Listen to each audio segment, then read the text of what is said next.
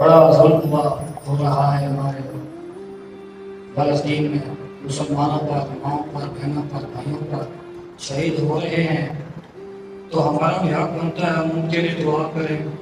ہم تو وہاں تو نہیں جا سکتے، ہم وہاں تو نہیں جا سکتے، لیکن دعا تو کر سکتے ہیں۔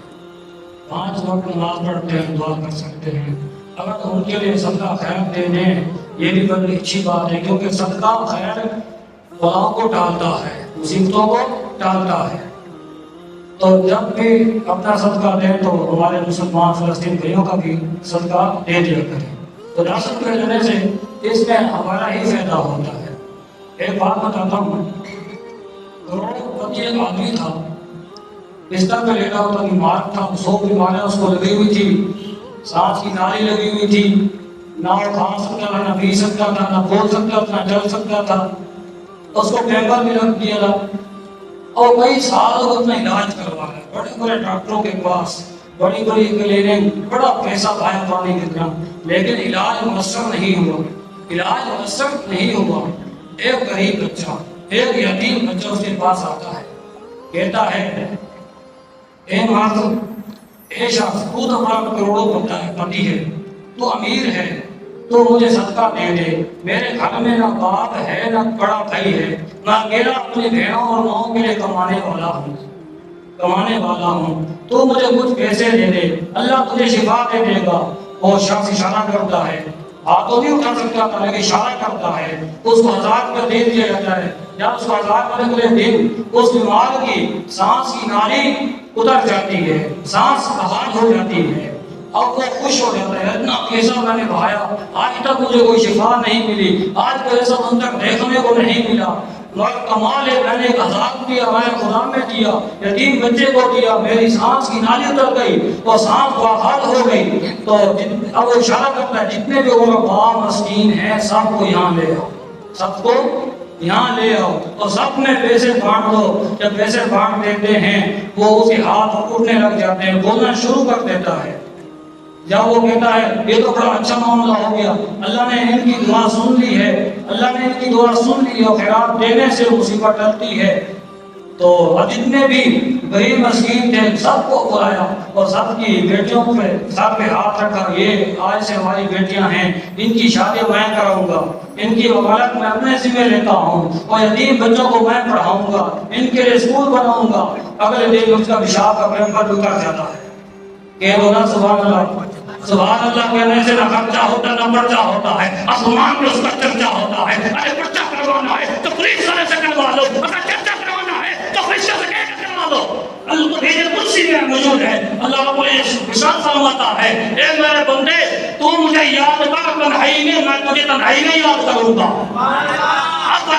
مجھے لگتا ہے جس میں بات کرنی پڑے گی، آرام سے سمجھ میں نہیں آتی آپ لوگوں، سبحان اللہ کہنے سے ثواب ملتا ہے۔ جنت میں ایک درخت لگا دیا جاتا ہے تو اس کے لیے مغفرت کرتا رہتا ہے۔ ہاں یہ آپ کو ہی نہ یہ ضرور آیا محفل میں ذرا، تو سبحان اللہ کہتے رہنا چاہیے تو ہماری بھی حوصلہ افزائی ہوگی۔ تو اس غریب اس امیر دادے کا اتنا بھلا ہوا، وہ ٹھیک ہو گیا، چلنے پھرنے لگے، کھانے پینے لگ جاتا ہے، وہ دعائیں دیتا ہے، یا اللہ تو نے میری سن لی، ان غریب بچوں کے بارے تو نے سن لی، ان کو میرے لیے وسیلہ بنا دیا۔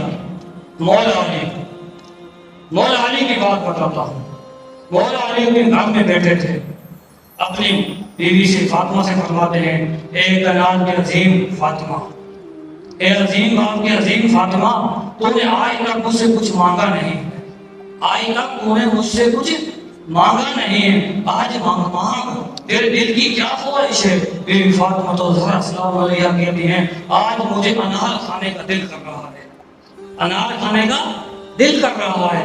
مولا علی کے پاس جتنے پیسے ہوتے ہیں وہ چلے جاتے ہیں بازار میں، ان پیسوں کا خالی ایک انار ملتا ہے، خالی ایک انار ملتا ہے، وہ انار لے لیتے ہیں، تو راستے میں آگے اتنے میں ساحل آ جاتا ہے، اتنے میں ساحل آ جاتا ہے، ساحل سوال کر دیتا ہے مولا علی مجھے کچھ عطا کر دے، مولا علی مجھے کچھ عطا کر دے، وہی انار جو سید پاک لے کے جا رہے تھے وہ انار نکالتے ہیں اور دے دیتے ہیں، جب گھر پہنچتے ہیں سیدہ پاک آپ کے چہرے کو دیکھتی ہیں اور کہتی ہیں میں جانتی ہوں مولا علی، میں جانتی ہوں آپ نے انار دے دیا تھا، آپ آ رہے تھے سائل آیا آپ نے دے دیا، آپ وہ علی ہیں جس کی زبان پر نہیں نہیں نہیں ہے، جس کی زبان پر نہیں نہیں نہیں ہے، تو آپ نے یقیناً وہ انار دے دیا ہوگا۔ اتنے بیٹے تھے سلیمان فارسی رحمۃ اللہ علیہ، آپ کی حضور میں حاضر ہوتے ہیں، بھیڑ ہو جاتے ہیں، یہ وہ سلیمان فارسی ہیں جو سیدہ کے در پر اپنی داڑھی سے صاف کرتے تھے، گیٹ لگاتے ہیں، 9 انار دے کر آتے ہیں، کتنے؟ 9 انار لے کر آتے ہیں۔ مولا علی پوچھتے ہیں کس کے لیے ہیں؟ یہ آپ کے لیے نہیں، میں بھی پڑوس کے ہوں گے، یہ ادھر کے ہوں گے، میرے نہیں ہو سکتے۔ سلیمان فارسی فرماتے ہیں کہ ناد میں مولا علی ایک ہے، کہ ناد میں حسن حسین کا بابا ایک ہے، کہ ناد میں پیارے آقا کا دیر ایک ہے، وہ مولا علی ہے، آپ کا نام دے کر بتایا گیا ہے۔ تو مولا علی کہتے ہیں اگر یہ 9 انار میرے ہیں تو 10 پورے کرو، 9 انار میرے ہیں تو 10 پورے کرو۔ سلیمان فارسی اپنی جیب سے 10واں انار نکال کر دیتے ہیں، یہ ہے تو آپ کے ہی، میں دیکھنا چاہتا تھا، آپ کو پتہ چلتا ہے کہ نہیں چلتا؟ سبحان اللہ۔ تو اس کی وجہ کیا ہے؟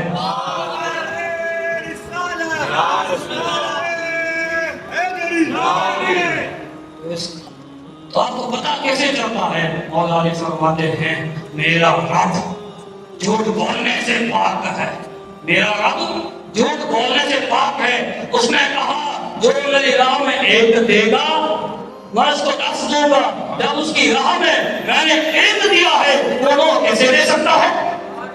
تو یہ یقین، یہ کامل یقین ہے، ہمیں غریبوں مسکینوں کو کچھ نہ کچھ دے دینا چاہیے، جھڑکنا نہیں چاہیے۔ اور میں نے بہت دفعہ دیکھا ہے غریب آتے ہیں جھڑک دیتے ہیں، چھوٹے بچے بھی ہوتے ہیں جھڑک دیتے ہیں، افسوس بھی ہوتا ہے، نہ بھی تو افسوس بھی ہوتا ہے، جھڑک دو تب بھی افسوس ہوتا ہے، جھڑکنا نہیں چاہیے۔